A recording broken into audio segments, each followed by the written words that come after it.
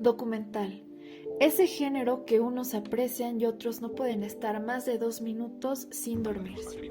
¿Pero alguna vez se han preguntado cómo, cuándo y por qué surgió? Pues en este video, basado en el primer capítulo del libro, el documental La otra cara del cine, de Jean Bregant, se explicarán los orígenes del documental.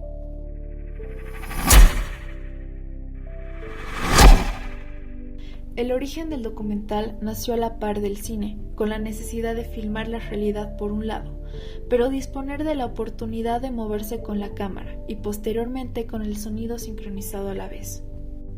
El término se popularizó a causa de que a finales del siglo XIX se creó un formato proto-documental en Francia, al que llamaron Le Documentaire. Este formato tenía una perspectiva etnocéntrica, eurocéntrica y androcéntrica. No fue hasta el 8 de febrero de 1926 que John Grierson acuñó el término al escribir un artículo en el New York Times, el cual estaba dedicado a Flaherty.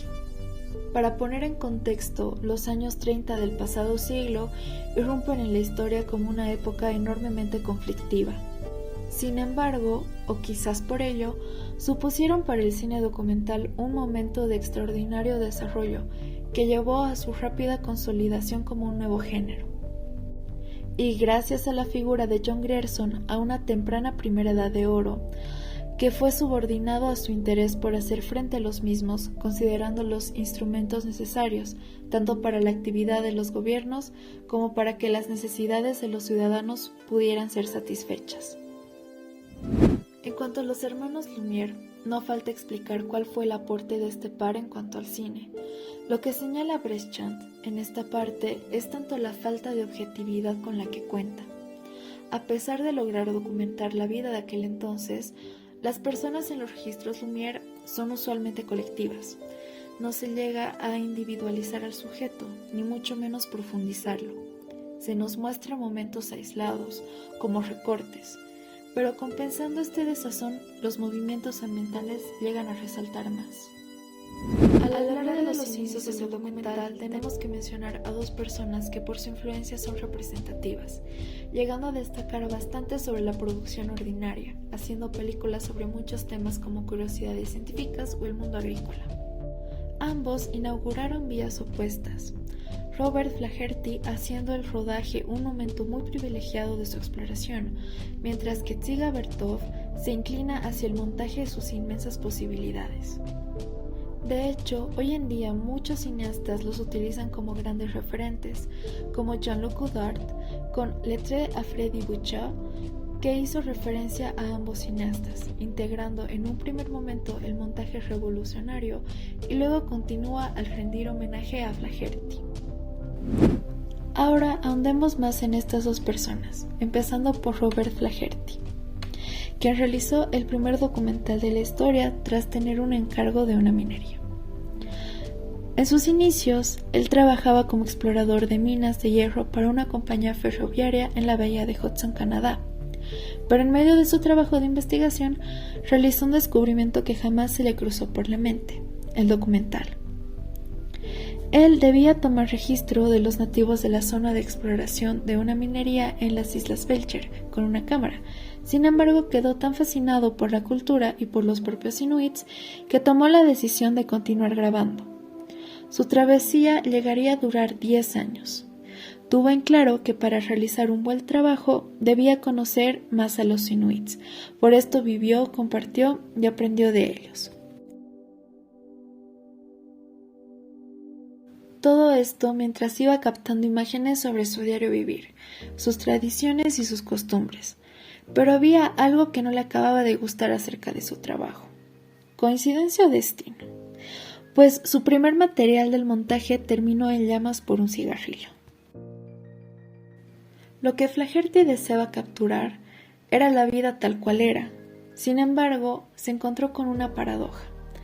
Necesitaba un hilo conductor de la historia, el cual llegó a descubrir cuando grababa los acontecimientos con una familia inuit como protagonista, sin dejar de lado su idea original, ya que él realizó algo nunca hecho antes en el cine: crear el filme mientras éste se va rodando. Si bien es cierto que preparó planos a su conveniencia y que revivió prácticas ancestrales abandonadas, la capacidad contemplativa e inventiva de la experiencia cotidiana hicieron de Nanook el Esquimal, el considerado primer documental de la historia, una increíble experiencia. El cine de ayer y de hoy es un asunto únicamente comercial. El desarrollo de la cinematografía es dictado solo por motivos de lucro. El drama cinematográfico es el opio del pueblo, abajo las fábulas burguesas y va la vida tal como es. Siga Vertov vivió en momentos de cambio. En 1918, la Revolución Rusa dio un giro definitivo a su carrera. Entró a formar parte del Comité de Cine de Moscú y en plena guerra civil se convirtió en editor de su noticiario semanal, el Kinonedalia, empleado como una importante arma de comunicación y propaganda.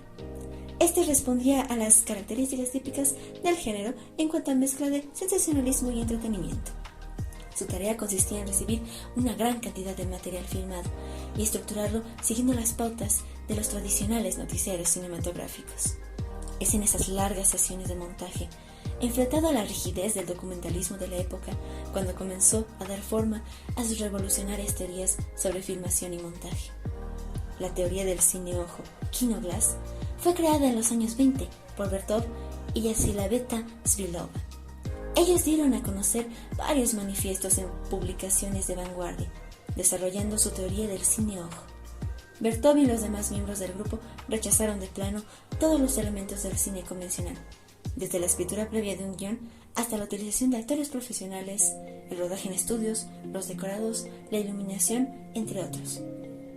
Esta posición contraponía el cine de mentira, con una nueva construcción del lenguaje.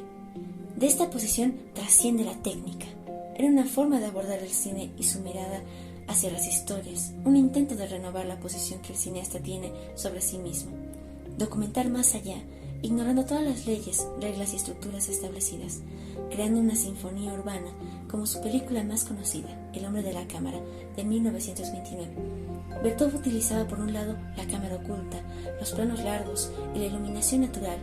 Estas se montaban en un encadenamiento y agrupación de imágenes que van de planos, ángulos, movimiento interno, luces y sombras, además de su manejo del tiempo. Es por esta razón que Siga Vertov es actualmente considerado como uno de los padres del llamado Cinema Verité, el movimiento documentalista de los 60, que luego ha pasado a ejercer una influencia decisiva en el estilo y los métodos de la mayoría de los documentales televisivos. 3 grandes ejes. Gracias a los reglamentos que fueron creando las películas hasta ese entonces, se ignoraba una gran parte del mundo que no fue revelada hasta la terrible Gran Depresión en el 29. Tras esto, los cineastas tomaron el documental como una forma de conciencia del mundo y sus niveles de realidad que la ficción no representa, surgiendo 3 orientaciones que interpretaban la cámara como: 1. Dispositivo de percepción para una experiencia poética del mundo. 2. Herramienta de observación social. Y 3. Alcanzar nuevas suposiciones por medio de experimentos. Sin dejar de lado el compromiso político, ya que se enfocó en llegar al público anteriormente ganado por la ficción. Horizontes lejanos. La visión de la naturaleza en su estado puro fue fuente de negocio entre su sentido exótico y de explotación por un sistema de películas de Alfred Machin, El crucero negro, de 1925, de Leon Poirier, o Simba, de 1928, de Martin y Osa Johnson. En 1926, con Graz, La batalla de una nación por la vida, de Ernest Shadeska y Marian Cooper, lograron un relato atractivo, que después de su práctica en documental, en 1933 crearían King Kong, dando paso a combinar la ficción inspirada por un hecho real. Por su parte, alejándose del formalismo, Jane Epstein, en su forma de capturar y contemplar variaciones y lo natural como tal del mar en El mar de los cuervos, de 1931, o la vida cotidiana de marineros e isleños con su lucha contra el mar en Hombres de Arán, de Flaherty, son 2 ejemplos de cómo el cineasta se somete al algo que lo sobrepasa, la naturaleza, siendo algo que no necesita descifrar, sino experimentar, tener como experiencia una sensación. Para entender el desarrollo del documental social, es necesario hablar de John Grierson y su aporte al mismo, empezando con su ópera prima, Drifters, de 1929, que trata sobre la campaña de pesca del arenque al bow. Pero lo que aportó a este género del cine fueron sus planos y su montaje, que trataba de enseñar al público la realidad de los pescadores, pero al mismo tiempo provocar algo al espectador. Se dieron una gran variedad de documentales que rondarán entre distintos ámbitos, como ser la agricultura, la industria, colegios, fábricas, entre muchos otros.